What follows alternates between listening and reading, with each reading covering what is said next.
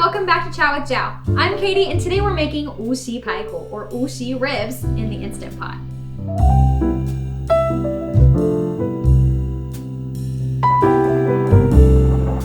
Wuxi is a city in China and they're really known for this dish. It's characterized by its sweet and sticky and savory sauce, all with really tender fall off the bone ribs.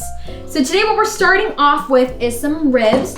I have some baby back ribs that my grocery store had already cut into thirds. So they're just like a regular baby back rib, but they cut it lengthwise along the bone. So you get these little cute nuggets of ribs.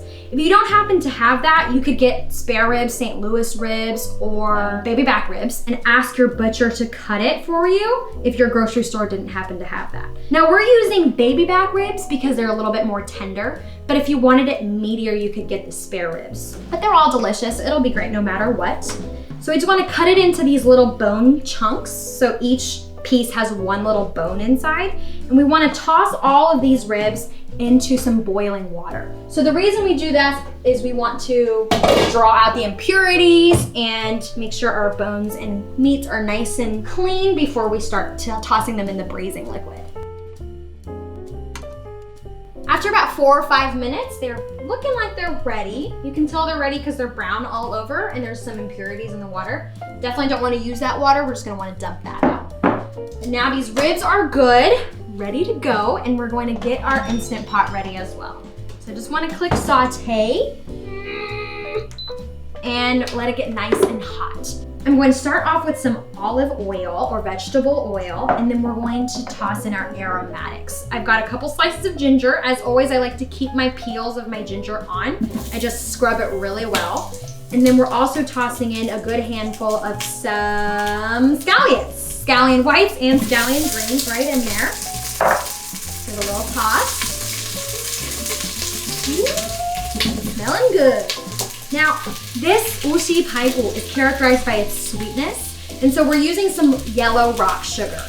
It comes in these large bricks, and sometimes they're really big. I remember when I was a kid, I would help my dad break them up into smaller pieces. And you also have these little crystals that I would sneak little bites of as well. It's just sugar. It's delicious. It's just sugar though.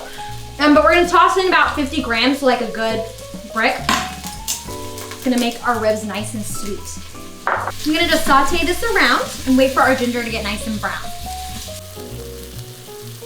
Our aromatics are nice and fragrant, so I'm going to toss in a little bit of honey to kind of help with that natural sweetness. And this honey can burn, so we want to work a little quickly because now we're going to add in our meat, our ribs. We want to get these nice and golden brown before we toss in all of our braising liquid. Ooh. I actually fell in love with Wuxi Paiku at this restaurant in Texas in our Chinatown, and unfortunately they closed down. So ever since then, for years, I've been trying to recreate the same flavors. And I know that some Wuxi Paiku recipes have a really red sauce or they're made with red vinegar, but the restaurant I loved didn't have that. So our recipe today won't be that. So I have some Shaoxing wine, classic, some dark soy and some regular soy in here. And we just want a little bit of liquid because the thing about the Instant Pot is it doesn't let any of your liquid evaporate. So we're just going to add as well a little bit of chicken stock. And of course, no Wuxi Paiku would be the same without our aromatics. Today we're using 2 cloves or 2 little flowers of star anise, a little bit of cinnamon. We don't want too much, just a little stick of cinnamon, and 2 little cloves. Smells so good. Once you can't smell that alcohol anymore from the Shaoxing wine, it's ready to go. And I know I still have like a huge hunk of sugar in mine too, so if your sugar lump is still there, don't worry, it'll dissolve and make our sauce sweet and sticky later on. That looks good. We're going to seal this guy up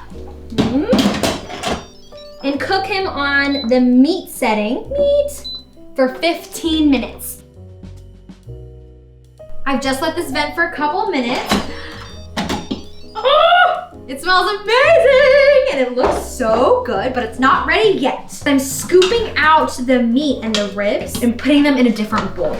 The reason we're doing this is because we're gonna kick it onto the saute setting again and reduce down our sauce. Right now it's a little bit watery still because of the Instant Pot, but we wanna reduce it down to when it's sticky and sweet and toss our ribs back in. Now I do like to put our aromatics in, so if you can find your cloves or your ginger pieces and your cinnamon, toss them in there. And then we're going to let this bubble away.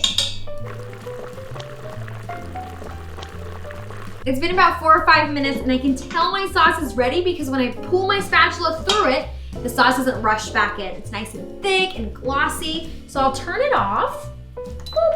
And just to make it a little easier later, we're going to fish out those little pieces of aromatics. I'm gonna take out my ginger, my cinnamon, and my cloves, and my anise as well.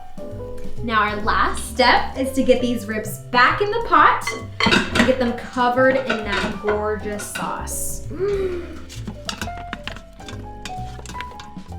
Ah, the sauce is sticking to our ribs and it looks so perfect and glossy. Oh, I'm so excited to eat it. All right, let's go ahead and plate it now.